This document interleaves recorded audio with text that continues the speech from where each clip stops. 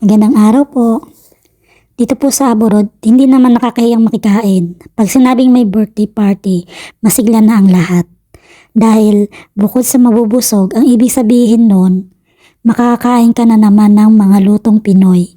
Kahit hindi kilala ang mga may handa, basta naimbitahan ka. Sige lang, ang importante makakain ka ng mga pagkain sariling atin. Kahit walang regalong dala, okay lang yan, hindi naman kami kilala. O diba? Minsan nga nakakapag-sharon ka pa. At eto nga, pinasundo pa talaga kami makapunta lang. So ganun ka ang mga kababayan natin dito. Talagang ang handa nila ay willing silang ipakain talaga sa mga bisita. At pagdating namin sa lugar, ang namangha ako sa ganda ng mga bulaklak, ng mga tanim nila. Ang ganda. At eto nga, hindi ko napigilan hindi mag-picture-picture at mag-video-video. Ang mga puno, ang malunggay, ang sigla-sigla.